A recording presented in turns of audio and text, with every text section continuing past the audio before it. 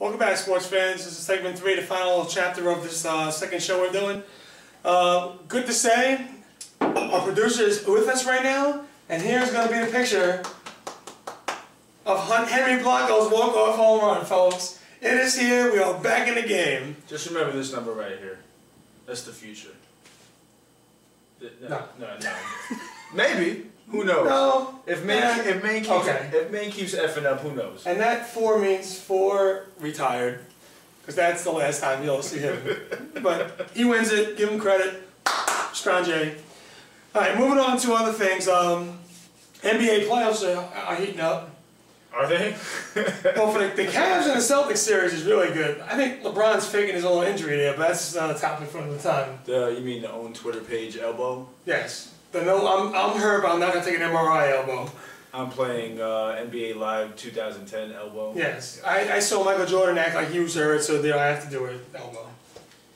But every other series is pretty much academic right now. Listen, the NBA players at this point are very anticlimactical right now. There's nothing going on. It's the usual suspects doing what they're doing, and bunch of 3-0 series. There's 1-2-1 series. Which probably won't last that long. Can we stay scripted? We could. Who's the author? David Stern? We could. Maybe. Exactly. A little fixation. Maybe Jerry West. Play on words. Maybe Jerry West is in there somewhere. Who knows? Leading me to another thing. Take this towel. $25,000. I don't understand. Who knows? Bush League? Can we? Is it Bush League? It's a little Bush League. If you're not onto what I'm talking about, Danny Ainge threw a towel behind the net the other night. They were in Cleveland, was it? Or was it in Boston, wasn't it? No, I think it was in Cleveland. Cleveland, yeah. And they fined him $25,000 for throwing a towel up. If you take the same towel and throw the same towel up, how much is your fine? $0. So what are we doing? I don't know. I mean, I think the rule specifically states, you can't throw anything onto the court. He didn't throw it on the court. He threw it to himself. Exactly. So anything behind the court lines is, fair game. Maybe he's just a little, over involved in his team, which is not a bad thing. He's doing the Mark Cuban. It's not exactly, and it's not necessarily a bad thing. He wants his team to win. But $25,000, dude. That's because the NBA knows they can get $25,000 from him. If it's me or you, they're not charging us with that. I mean, if I can sit there and clap these gigantic clappers behind me that makes what's a towel? Deafening sound. What's a towel thrown in the air? Give me a break. I don't know about that. It's a little suspect on David Stern's part, but I guess he's just trying to regulate his owners, which is more like. Yeah. Heard the shit. If he's not associated with a team, it would have been a different story. I get it. Absolutely not. So let me ask you. I'll go over each series, and you tell me what's going to happen. Go for it. Orlando 3-0 over the Hawks. What happens? Is that even a fair question? Orlando's whooped that ass. They found the kryptonite for the Superman yet. Two or three games, Orlando in a walk-off, obviously. Lakers 3-0 against Utah. After tonight's... Ditto? Dude, after tonight's tough loss that the Jazz just faced, no doubt that the Lakers are going to go past that. Suns Spurs 3-0? Dude, the Suns have obviously gone over the hump of not being able to defeat the Spurs. I think that the Spurs might give them 2 games back before they go down in 6. That's fine. That's fine. But guess what? The Suns are still moving on. And Cleveland and the Celtics. Cleveland's going to win. The Celtics are just not there. It's just not there. So who you got going to the finals? Well, evidently, I don't see the Suns being the Lakers at all. I'm sorry. The Suns have had better teams in the past and haven't made it out the first round, so I don't see them going to the finals now. Orlando and Cleveland, on the other hand, is a very good matchup. I like that matchup. It's going to be very entertaining. But if it's scripted, then you know who's going to. Yeah. And hopefully LeBron ends up in New York next year. I hope LeBron. So I can watch basketball. Well, I hope LeBron wins a championship and then he gets to New York with no questions asked, and or New Jersey.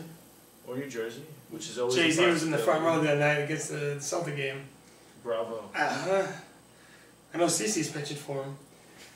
But here's a little fun thing we got going on where the fans can interact with us and write in questions, from time to time.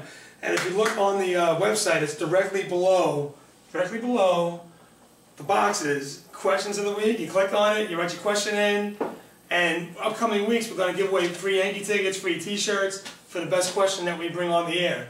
But for this week, we only had a couple of hits, but I'll start with you, Will. This question is for you. This is Ben from Deer Park, New York. He asked, considering the success of Mike Pelfrey this year, is Johan Santana still the ace of the New York Mets? Absolutely. Absolutely. Johan Santana has definitely had a better career up to this point than Mike Pelfrey has. You can't question that. And Johan Santana is still a good pitcher. He's hitting his rough spots. Is he as good as he should be? Probably not, but he's still an ace. He's still the #1 guy. Pelfrey, it's promising. We would like to see Pelfrey do that for consistent basis, at least a year, which he hasn't done so far.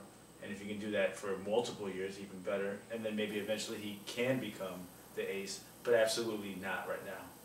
Johan Santana is still the ace of this team. Okay, I have a follow-up question for you. Go for it. Hindsight being 2020, and the Mets have a chance to trade for Santana again. Well, sign, I guess, trade and sign him again. Trade sign? Trade sign backwards, as usual. Would the Mets still do it? What do you mean? Will they do it this year? Yeah, if you had a choice right now to reverse that deal, would you do it? Oh, to reverse it? Absolutely not. You keep him? Absolutely. Yeah, absolutely. That's not even a fair question. Santana's still Santana. He's still one of the top pitchers in the league. Maybe not top 5 anymore like he used to be. Top 10 probably, still definitely. But he's just hitting a rough patch. He's probably gonna have to redefine himself soon enough. Okay, well, his velocity's down. His velocity's down. He can't pitch 94 miles an hour anymore. He's gonna have to adjust somehow.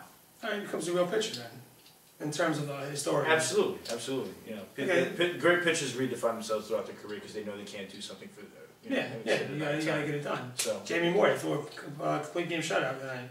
105 years old. How does that happen? I don't understand. I'm sorry, Jamie Moore, but I just don't see how you throw it. I give him a little strong deal on that. No, fuck. Can't do that. Can't do that. I'm gonna taser you too.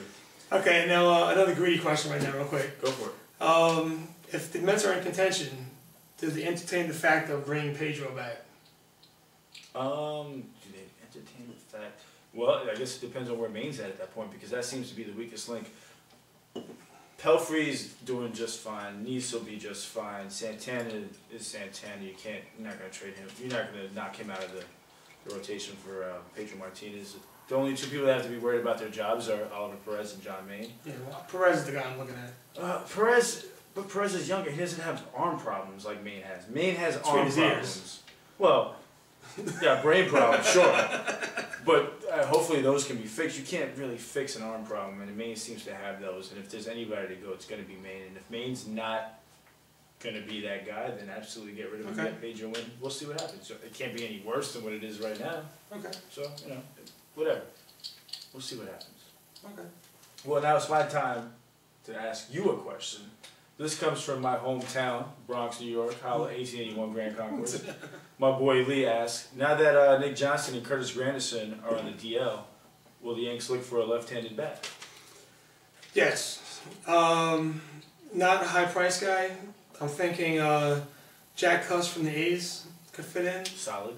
He strikes out a lot. He's not what they're looking for, but he's got a lot of power. Yankee Stadium could help him out. He's from New Jersey. He's also a guy that was listed on the Mitchell report, I think, if I remember right. Ooh. Which isn't a big thing. You take on that responsibility? And he makes some money, and the A's are just hollering to get rid of that contract.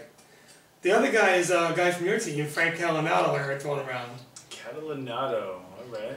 Which could be the thing. Hometown, another hometown. Yeah, definitely they're on the lookout. Cash in, push the right buttons, please. And hopefully Granderson comes back early, gets back in time. Was he out for a month? They said at least a month. But, alright guys, we're kind of pressed for time today, but I appreciate everybody coming back out. And you'll look forward to, on the news and event page, we're throwing a beer pong tournament coming up. I think it's the 27th of May, Thursday night. And there'll be more information on the site itself, but it's in Roselle, New Jersey. And we're still working out the particulars. But I expect everybody to be out there and we'll have a great time, and hopefully you can take us down in the thing. I don't think that, if he's on, we ain't losing. But I don't think that's possible. If he's on, we ain't losing, but if he ain't on, we're done because I ain't good, and that's how it comes out. My invitation to you is bring it. That's about it. All right, well, thanks a lot. Well, I appreciate you stopping by. And, Strange. Strange. Salute. Have a great week, sports fans. Thank you very much. See you next time.